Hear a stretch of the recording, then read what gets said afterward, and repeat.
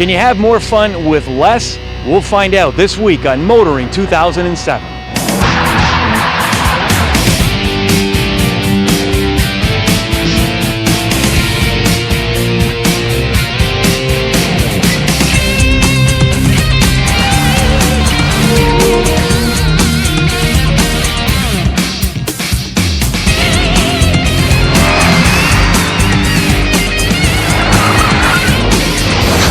TSN's Motoring 2007 is brought to you by Q from Quaker State. Unleash all your horses. And Michelin, a better way forward. You know, whenever we're at a vehicle launch, we attend something called the technical presentation. This is where company officials get to tell us about the nuts and bolts and the marketing scheme, etc., of this vehicle. And you know, they are pretty informative, but there is a common thread through them all. It doesn't matter what vehicle they're launching. Everybody is so excited about this and excited about that, blah, blah, blah. Well, yesterday, here in Montreal, we attended a presentation which I found really refreshing. Why? Well, the guy gets up, the first thing he says is, after you've driven this vehicle, you will be convinced it's the best sports coupe on the market. Hey, now we're talking, getting to the point. Well, this vehicle is the Altima. No, not that popular four-door sedan. This Altima has two doors, better known as a coupe. And believe me, Nissan has been chomping at the bit to get this baby out of the box.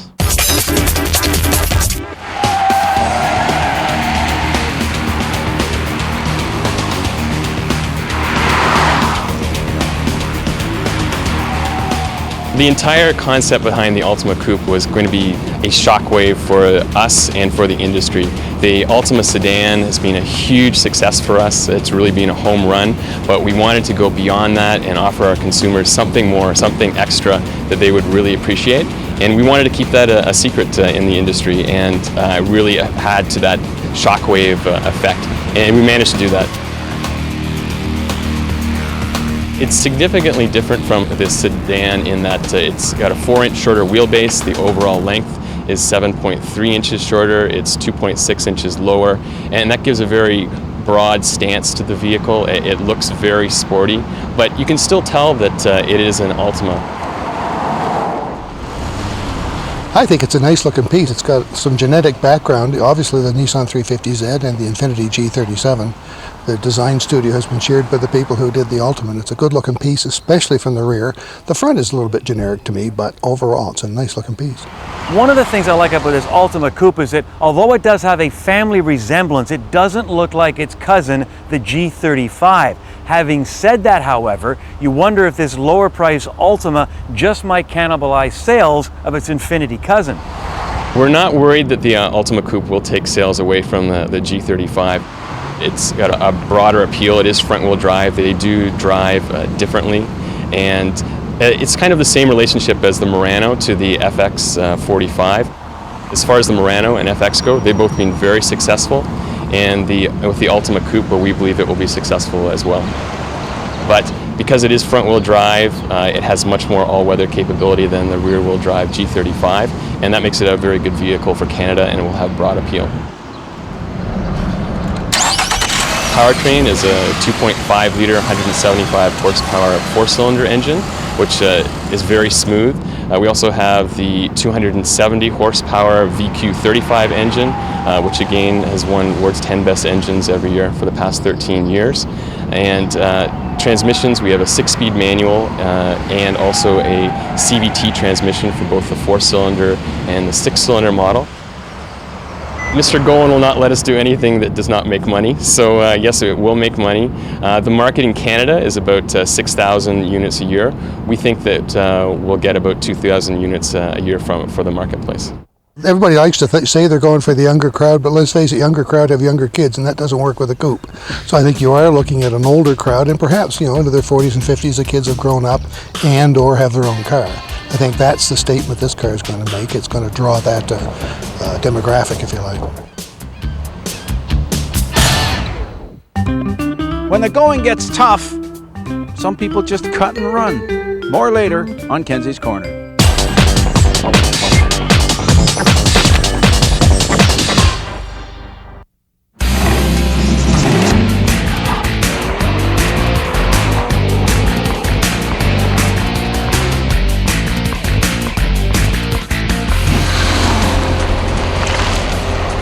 been a long time since we've done a Porsche on test drive, and that's primarily because it's been a long time since Porsche's had what I would call a new model. Well, that all changes this week as we take a look at the Cayman.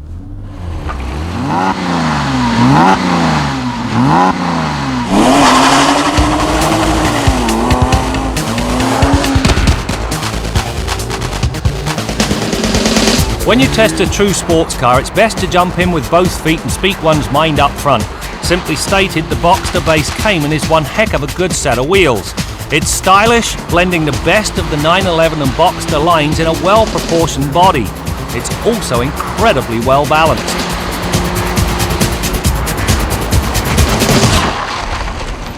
Take a very stiff chassis, a dialed-in suspension and a great set of Michelin tyres, and you have a pylon demon. Welcome to the Porsche Cayman. This thing is as fast through the pylons as anything I've ever driven.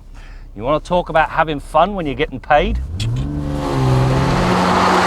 Combining a rock-solid chassis with large P235/40 ZR18 front and 265/40 ZR18 rear tyres, Porsche's stability management control system and a delightful suspension, and the Cayman's handling is tenacious to the point where it tests the driver's nerve.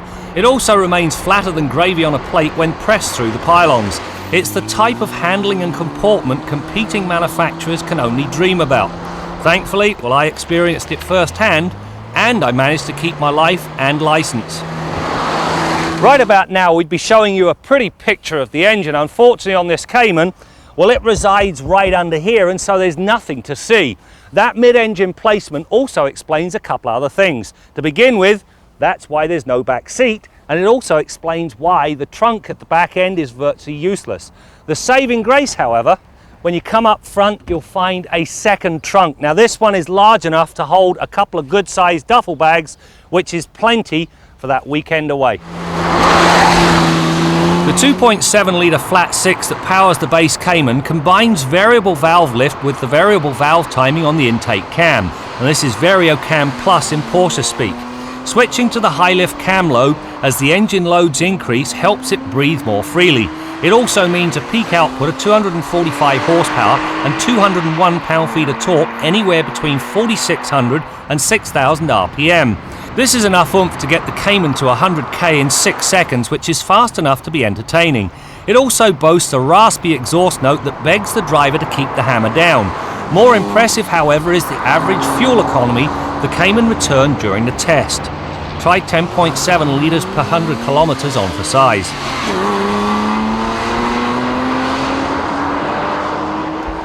When you get behind the wheel of the Cayman, it becomes immediately obvious that this car is all about the driver. The seats hug without being confining, and you can adjust the steering wheel so it's in the perfect position. Then you get to the center stack. Now, the buttons on this thing are so small that when you're going quickly, which is something this car does exceptionally well, you have to look down at the radio or the climate controls, which is not what you should be doing. Then you get to these. Now, these prize puppies, what a worthless piece of engineering. You stick your double latte in there and it's going to end up all over your girlfriend's lap. And while I'm on the subject of that, if you wear a kilt, don't, because you'll frighten the world to death every time you get out of the car. The downfall with the base Cayman is its 5-speed manual box. While it does work very well with the engine, it makes the Cayman sound and feel too busy at highway speeds. 120k comes at 3,000 plus RPM. Now, when you're preoccupied with an enthusiastic drive, this is not a problem. On a long run where the speeds are pedestrian, well, the engine's drone gets rather monotonous in a hurry. Besides, you can get a 6-speed box in a $29,000 Hyundai Tiburon. Please. As far as I'm concerned, this Cayman is the best Porsche to date, and for two important reasons. First of all, it's remarkably easy to drive about town, even though it is a thoroughbred, and secondly, in anything other than a straight line drag, it will give a 911 a serious run for its money. That, of course, begs the question, why would you buy a 911? The short answer, you don't. You leave the 911 to those guys that have got the fat wallets, or the unfortunate few that need that, well, let's just say male enhancement.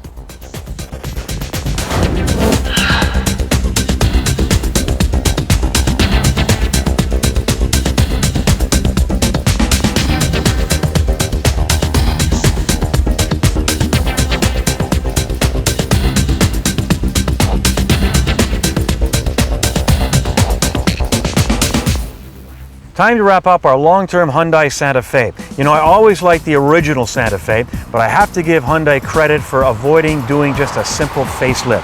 Hyundai looked at the competition and realized they needed a more contemporary look both inside and out. And now the interior is a very upscale, classy feel and more stylish exterior. Under the hood, our test vehicle is equipped with the 3.3-liter V6, 242 horsepower, 226 pound-feet of torque. Although the base engine, the 2.7 V6 with 185 horsepower, is all you probably would need around town. Both are available with front-wheel or all-wheel drive. Now, our Santa Fe comes with a third row, but as I've said before, when in use, forget room for luggage, something you could say for all vehicles of this nature. Now, if you pass on the third row, you'll get some extra underfloor storage where the third seat would have been. On the safety side, standard ABS, electronic stability and traction control system, and no fewer than 6 airbags.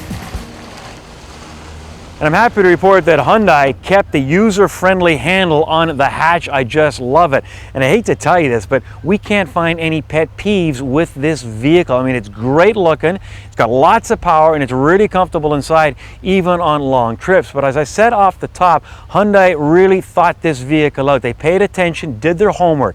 Detail, detail, detail. And as its Japanese counterparts discovered, that is the secret to success.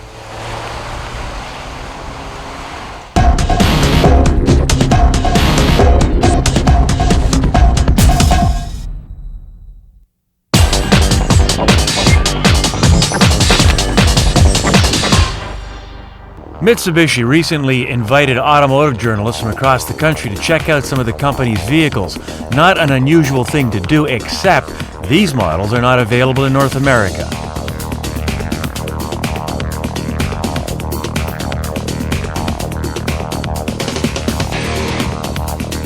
We're taking the time to introduce some international products that we sell in some other markets outside of Canada. Mitsubishi sales are up 52% so far in 2007, so we've got tremendous growth. But there's other models available in other markets, not available here, that we think might be of interest to our consumers. As you heard today, their sales are doing very, very well, and it will continue for the foreseeable future, but they've got to keep coming up with an ever-increasing lineup of new and freshened products, and that's going to be their toughest thing, and that's why we're here seeing what could be possibilities for the future. I came to Canada in 2005, July, and I've realized that this market has a huge potential. Up until I came here, the operations was run through US, and the results were, as you know, not successful. We've brought in a lot of new changes. We're now reporting to Japan directly instead of US, and our new president, who came from Japan, implemented a lot of initiatives to grow our dealer body and enhance our sales. With our new programs, our average of customer walk-in has increased from less than 1,000 per week. It's now close to 1,600 per week. We introduced a brand new brand campaign in 2006, and we used that brand campaign to leverage and introduce the all-new Outlander and subsequent Lancer, really playing off the athletic side of the Mitsubishi brand. There's some great Japanese brands that are sold to Canadian consumers. We believe we have a fantastic brand with a fantastic heritage that consumers can kind of get behind. These are solid people that are running the company now.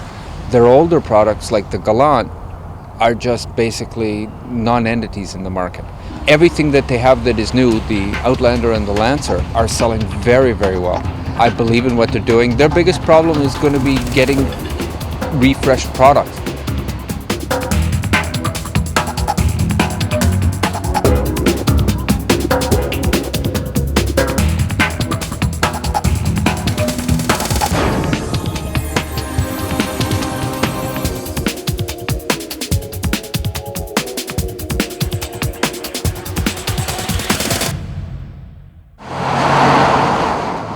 When it comes to versatility, this long-term Rondo has more than lived up to its original billing. To begin with, the third row seat is actually usable as long as you're not pushing 6 feet. Now, would I drive across Canada sitting back there? Not on your Nelly. However, for a short errand, it's perfect. Now if you fold the seats down, you open up 32 cubic feet of cargo space, and if you fold the center row down, that number grows to 73.4 cubic feet, which is more cargo capacity than many larger vehicles. The bottom line, this Rondo does the passenger cargo thing exceptionally well. In that technical presentation I mentioned earlier, the company rep told journalists that the 2008 Altima Coupe is not a girly car, as Arnold would say. Now don't start sending those emails, I didn't say it, but having said it, this coupe is equipped with not just one oversized vanity mirror, it has another one on the driver's side. Not that there's anything wrong with that, but you know, I wonder if our man in the Quaker State garage, Bill Gardner, would kind of like this feature. How about it, Bill? Hey Brad, our long-term tester Toyota Tundra pickup, it's got two vanity mirrors too, but they're small and they're not lighted. And I haven't looked at them. No pickup truck guy would dare look in those mirrors, Brad. But I'll tell you, every time I'm at the gas station, and that's quite often in this baby, I seem to get comments from other pickup truck drivers. They're really interested in this truck. They can't get over the size of this truck. It's a big beast, 8-foot box. The crew cab, it's a really big truck, long wheelbase. I mean, you're backing this thing in everywhere you go, but boy does it drive nice. The ride and handling are fantastic with that long wheelbase and the great suspension it's got. Talking about getting back to mirrors again, I really like the mirrors on this. That was one of my pet peeves with our last long-term tester. The mirrors on the Tundra are great. Ergonomics of the interior, pretty darn good. One pet peeve in there, and that is the fuel gauge and the coolant temperature gauge are very small diameter and sunk in a really deep hole. So unless you're directly lined up with them, they're a little bit tough to see, but that's a minor annoyance. Believe me, you learn to live with it. Look at the front end of the Tundra. You can notice how much they've shrunk this front end. I mean, from here to the nose of the truck, that area has really shrunk. I was looking at it beside my 92 Chevy pickup the other day, and it's incredible how much trucks have shrunk in this particular dimension. The Tundra is no exception, and you would think that with that big 5.7 V8, it'd be tough to service. Not the case. You open the hood on the Tundra, great access to the engine. In spite of this big engine, everything comes off relatively easily. Toyota's famous for that, being very mechanic friendly. Their vehicles are always that way. The Tundra is no exception. Looks like getting at spark plugs is going to be dead simple, and all the other service points under the hood. Now, as I said, fuel economy is not great, but we didn't expect fantastic fuel economy with a truck this big, this heavy, and 381 horsepower. You just don't look for fuel economy.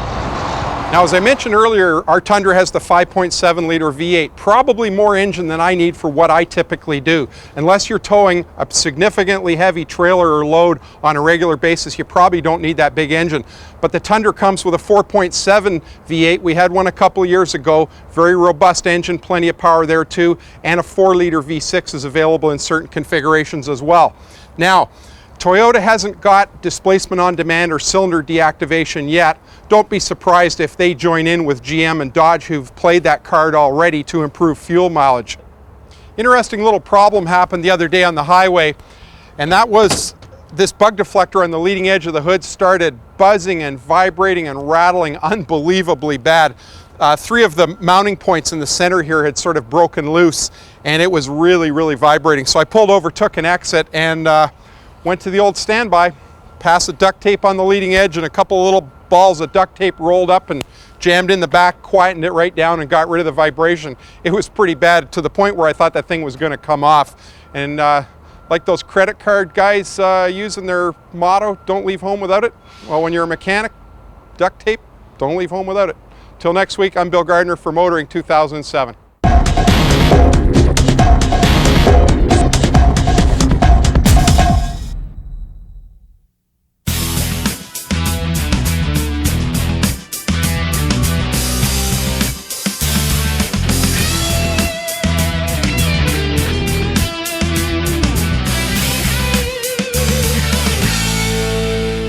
One thing that's been a real factor in our lives over the last 10 or 15 years is the increase in new models. If for no other reason, if the product cycle for a new car goes from, let's say, 8 years to 6 years, that means on average there's like 25% more press events. That's great for us. We get to cover a lot of new cars. It's great for you because there's lots of new models to talk about. But the interesting thing is that more and more new models are being built by fewer and fewer companies as car companies amalgamate and merge. To use Ford for an example, over the last 15 years, they bought Aston Martin, they bought Jaguar, Land Rover, and Volvo. Unquestionably, those companies are now building better cars than they ever did before. In some cases, the company was actually saved by Ford's intervention. But now that Ford is in financial difficulty, the only things they've got that anybody wants to buy are their best car company divisions. Aston's already gone, and by the time you see this, one of the other divisions might have been gone too. The question is, who's left to buy them? Toyota's got all the money in the world, but they don't need a prestigious brand. They've already got Lexus. Hyundai, now they're building pretty good cars, making lots of money. I don't know too many people that are ready to lay out $80,000 for a car with a Hyundai badge, but if they owned Land Rover, yeah, not bad. But the elephant in the room, that's China. 2 billion people, access to all the car building technology in the world. All the major car companies are already in there. But if you're a Chinese-owned company, how are you going to sell your company's prestige and technological superiority? Well, they've already bought MG, one of the most famous British names. That's now owned by Chinese interests. Can you imagine a Jaguar built by a Chinese company? It could happen. I'm Jim Kenzie. You know, I have to admit, after a short time behind the wheel, Nissan has really nailed it with this 2008 Altima Coupe. Great looking vehicle, nice ride, good handling, good engine choice, although it does come with a CVT transmission, which Nissan is committed to. I'm not big on them, but I have to admit, the one in the Coupe is a lot easier to live with than others I have driven. Now, Nissan is hoping to sell about 2,000 Coupes this year. About 6,000 were sold last year by the main competition, Honda Accord and the Toyota Solara. Nissan is convinced Toyota is about to discontinue the Solara. If so, that 2,000 number is very realistic. That's it for now. We'll see you next time out as we continue to bring you more stories about cars and the people who drive them. More stories about cars and the people who join them. Oh.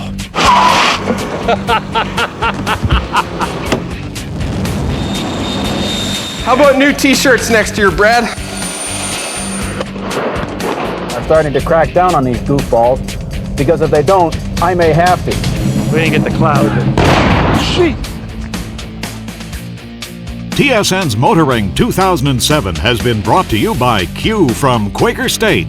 Unleash all your horses. And Michelin, a better way forward.